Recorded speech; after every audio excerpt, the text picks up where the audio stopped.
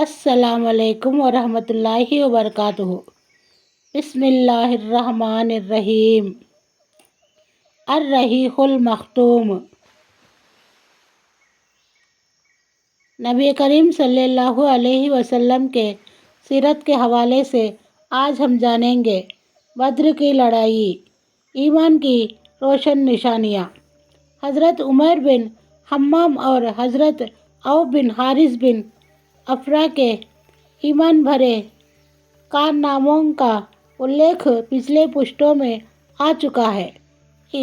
سچ تو یہ ہے کہ اس لڑائی میں قدم قدم پر ایسے درشیہ دیکھنے کو ملے جن میں عقیدے کی طاقت اور نیم کی دృڑھتا صاف جھلک رہی تھی۔ اس لڑائی میں باپ اور بیٹے میں، بھائی اور بھائی میں لڑائی ہوئی۔ نیموں کے متبھید پر تلواریں میان سے باہر ہو گئی اور مظلوم اور مقہور نے ظالم و قاہر سے ٹکرا کر اپنے غصے کی آگ بجھائی۔ ابن اسحاق نے ابن عباس رضی اللہ عنہ سے روایت کی ہے کہ نبی صلی اللہ علیہ وسلم نے صحابہ کرام سے فرمایا، مجھے معلوم ہے کہ بنو ہاشم وغیرہ کے کچھ لوگ زبردستی لڑائی کے میدان میں لائے گئے ہیں۔ انہیں ہماری لڑائی سے کچھ لینا دینا نہیں ہے، اس لیے بنو ہاشم کا کوئی آدمی نشانے پر آ جائے تو وہ اسے قتل نہ کرے، اور عبد البختری بن ہشام کسی کے نشانے پر آ جائے تو وہ اسے قتل نہ کرے، اور عباس بن عبد المطلب کسی کے نشانے پر آ جائے تو وہ بھی انہیں قتل نہ کرے، کیونکہ وہ زبردستی لائے گئے ہیں۔ اس پر عتبہ کے بیٹے حضرت ابو حذیفہ رضی اللہ عنہ نے کہا، کیا ہم اپنے باپ بیٹوں، بھائیوں اور کنبے قبیلے کے لوگوں کو قتل کریں گے اور عباس کو چھوڑ دیں گے؟ اللہ کی قسم، اگر اس سے میرا آمنا سامنا ہو گیا تو میں تو اسے تلوار کی لگام پہنا دوں گا۔ یہ خبر اللہ کے رسول صلی اللہ علیہ وسلم کو پہنچی تو آپ نے عمر بن خطاب سے فرمایا، کیا اللہ کے رسول صلی اللہ علیہ وسلم کے چاچا کے چہرے پر تلوار ماری جائے گی؟ حضرت عمر رضی اللہ عنہ نے کہا، اے اللہ کے رسول صلی اللہ علیہ وسلم، مجھے چھوڑیے، میں تلوار سے اس آدمی کی گردن اڑا دوں، کیونکہ اللہ کی قسم یہ آدمی منافق ہو گیا ہے۔ بعد میں ابو حذیفہ رضی اللہ عنہ کہا کرتے تھے، اس دن میں جو بات کہہ دی تھی اس کی وجہ سے میں سنتشٹ نہیں ہوں، برابر ڈر لگا رہتا ہے، صرف یہی شکل ہے کہ میری شہادت اس کا بدلہ بن جائے، اور آخر کار وہ یمامہ کی لڑائی میں شہید ہو ہی گئے۔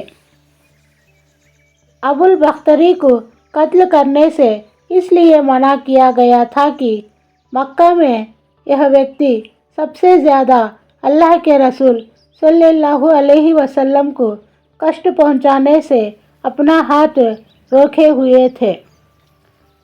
آپ کو کسی بھی قسم کی تکلیف نہ پہنچاتا تھا اور نہ اس کی اور سے کوئی ناگوار بات سننے میں آتی تھی، اور یہ ان لوگوں میں سے تھا جنہوں نے بنی ہاشم اور بنی مطلب کے بہشتار کا کاغذ ٹکڑے ٹکڑے کر ڈالا تھا۔ لیکن ان سب کے باوجود ابو البختری قتل کر دیا گیا۔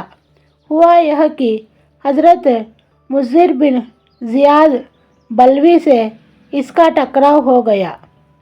اس کے ساتھ اس کا ایک اور ساتھی بھی تھا، دونوں ساتھ ساتھ لڑ رہے تھے۔ حضرت مضر نے کہا، ابو البختری، اللہ کے رسول صلی اللہ علیہ وسلم نے ہمیں آپ کو قتل کرنے سے منع کیا ہے۔ اس نے کہا، یہ میرا ساتھی؟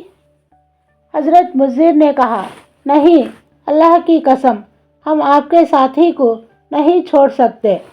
اس نے کہا، اللہ کی قسم، تب میں اور وہ دونوں مریں گے۔ اس کے بعد دونوں نے لڑائی شروع کر دی۔ مضر رضی اللہ عنہ نے مجبوراً اسے بھی قتل کر دیا۔ 3. مکے کے اندر اگنہرتا یگ سے حضرت عبد الرحمن بن عوف رضی اللہ عنہ اور امیہ بن خلف میں آپس میں دوستی تھی۔ بدر کی لڑائی کے دن امیہ اپنے لڑکے علی کا ہاتھ پکڑے کھڑا تھا کہ اتنے میں ادھر سے حضرت عبد الرحمن بن عوف رضی اللہ عنہ کا گزر ہوا۔ وہ دشمن سے کچھ کوچے چھین کر لادے لیا جا رہا تھا۔ امیہ نے انہیں دیکھ کر کہا، تمہیں میری ضرورت ہے، میں تمہاری ان کوچوں سے بہتر ہوں۔ آج جیسا درشیہ تو میں نے دیکھا ہی نہیں۔ کیا تمہیں دودھ کی ضرورت نہیں؟ مطلب یہ تھا کہ جو مجھے قید کرے گا میں اسے فدیے میں خوب دودھری اونٹنیاں دوں گا۔ یہ سن کر عبد الرحمن بن عوف نے کوچے پھینک دی اور دونوں کو گرفتار کر کے آگے بڑھے۔ حضرت عبد الرحمن کہتے ہیں کہ میں امیہ اور اس کے بیٹے کے درمیان چل رہا تھا کہ امیہ نے پوچھا، آپ لوگوں میں وہ کون سا آدمی تھا جو اپنے سینے پر شتر مرغ کا پر لگائے ہوئے تھا؟ میں نے کہا، وہ حضرت حمزہ بن عبد المطلب تھے۔ امیہ نے کہا، یہی آدمی ہے جس نے ہمارے اندر تباہی مچا رکھی تھی۔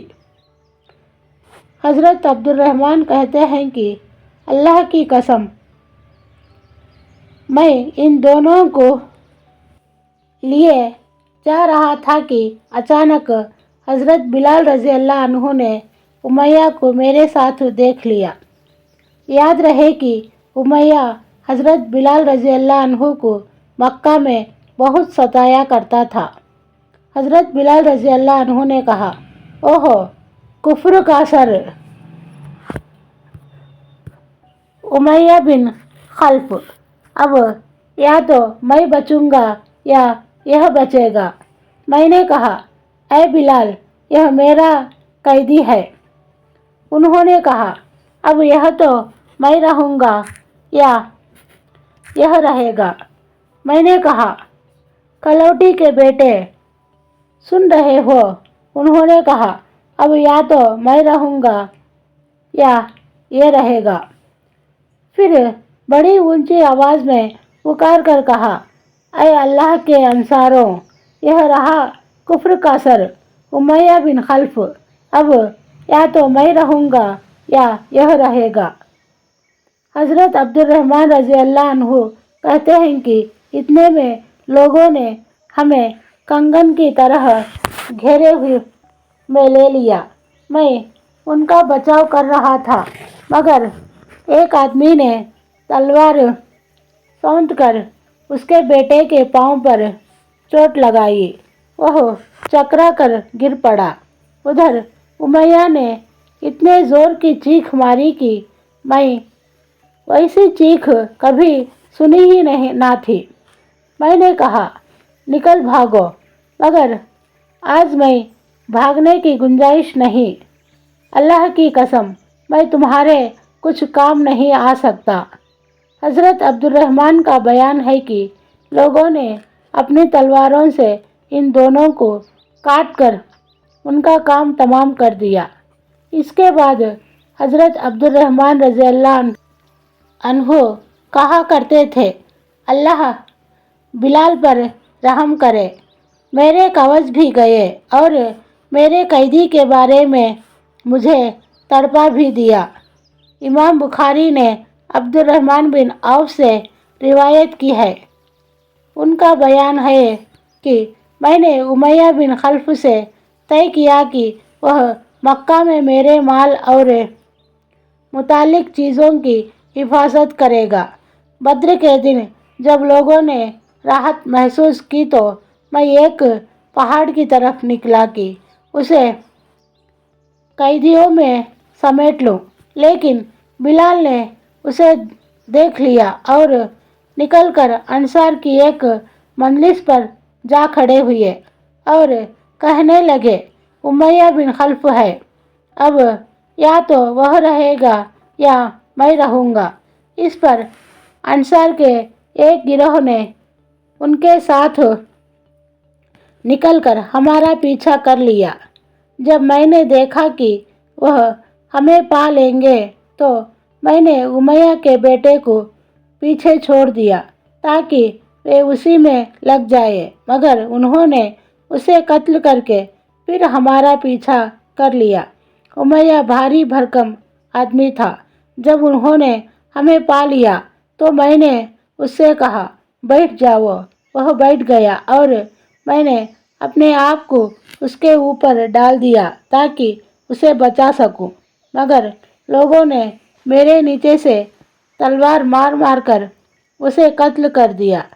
کسی کی تلوار میرے پاؤں کو بھی جا لگی، چنانچہ عبد الرحمن اپنے پاؤں کی پیٹھ پر اس کا نشان دکھایا کرتے تھے۔ 4. حضرت عمر بن خطاب رضی اللہ عنہ نے اپنے ماموں عاص بن ہشام بن مغیرہ کو قتل کیا اور رشتہ داری کی کوئی پرواہ نہ کی، لیکن جب واپس آئے تو اللہ کے رسول صلی اللہ علیہ وسلم کے چچا حضرت عباس سے، جو قید میں تھے، کہا کہ اے عباس، اسلام لائیے، اللہ کی قسم آپ کا مسلمان ہو جانا میرے نزدیک خطاب کے مسلمان ہونے سے زیادہ پسندیدہ ہے، اور یہ صرف اس لیے کہ میں نے اللہ کے رسول صلی اللہ علیہ وسلم کو دیکھا ہے کہ ان کے نزدیک آپ کا اسلام لانا پسندیدہ ہے۔ 5. حضرت ابوبکر صدیق رضی اللہ عنہ اپنے بیٹے عبد الرحمن کو، جو اس وقت مشرکوں کے ساتھ تھے، پکار کر کہا، او خبیث، میرا مال کہاں ہے؟ عبد الرحمن نے کہا، ہتھیار، تیز رفتار گھوڑے اور اس تلوار کے سوا کچھ باقی نہیں جو گمراہ بوڑھوں کا انت کرتی ہے۔ 6. جس وقت مسلمانوں نے مشرکوں کی گرفتاری شروع کی، اللہ کے رسول صلی اللہ علیہ وسلم چھپر میں تشریف رکھتے تھے اور حضرت سعد بن معاذ رضی اللہ عنہ تلوار لیے دروازے پر پہرا دے رہے تھے۔ اللہ کے رسول صلی اللہ علیہ وسلم نے دیکھا کہ حضرت سعد رضی اللہ عنہ کے چہرے پر لوگوں کی اس حرکت کا ناگوار اثر پڑ رہا ہے۔ آپ نے فرمایا، اے سعد، اللہ کی قسم ایسا محسوس ہوتا ہے کہ آپ کو مسلمانوں کا یہ کام ناگوار ہے۔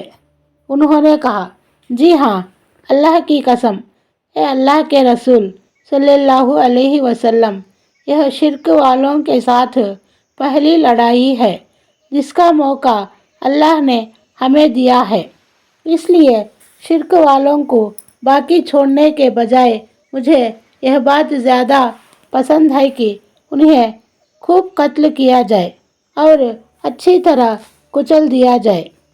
7. اس لڑائی میں حضرت عکاشہ بن محصن ازدی رضی اللہ عنہ کی تلوار ٹوٹ گئی۔ وہ اللہ کے رسول صلی اللہ علیہ وسلم کی خدمت میں حاضر ہوئے۔ آپ نے انہیں لکڑی کا ایک پٹا تھما دیا اور فرمایا، عکاشہ، اسی سے لڑائی کرو۔ عکاشہ نے اسے اللہ کے رسول صلی اللہ علیہ وسلم سے لے کر ہلایا تو وہ ایک لمبی، مضبوط اور چمچم کرتی ہوئی सफ़ेद तलवार में बदल गया। फिर उन्होंने उसी से लड़ाई की, यहाँ तक कि अल्लाह ने मुसलमानों को जीत दिला दी। इस तलवार का नाम औन यानी मदद रखा गया था। यह तलवार स्थायी रूप से हज़रत उकाशा रज़ी अल्लाह अन्हु के पास रही और वह इसी को लड़ाइयों में इस्तेमाल करते रहे, यहाँ तक कि हज़रत अबू बकर सिद्दीक़ रज़ी अल्लाह अन्हु के ज़माने में इस्लाम से विमुख लोगों के खिलाफ लड़ते हुए शहीद हो गए। उस वक्त भी यह तलवार उनके पास ही थी। 8. लड़ाई के ख़त्म पर हज़रत मुसअब बिन उमैर अब्दरी रज़ी अल्लाह अन्हु अपने भाई अबू अज़ीज़ बिन उमैर अब्दरी के पास से गुज़रे। अबू अज़ीज़ ने मुसलमानों के खिलाफ लड़ाई लड़ी थी और उस वक्त एक अंसारी सहाबी उसका हाथ बांध रहे थे। हज़रत मुसअब रज़ी अल्लाह अन्हु ने उस अंसारी से कहा, इस व्यक्ति द्वारा अपने हाथ मजबूत करना। उसकी माँ बड़ी मालदार है, वह शायद तुम्हें अच्छा फिदिया देगी। इस पर अबू अज़ीज़ ने अपने भाई मुसअब से कहा, क्या मेरे बारे में तेरी यही वसीयत है? हज़रत मुसअब ने फरमाया, हाँ, तुम्हारे बजाय यह अंसारी मेरा भाई है। 9.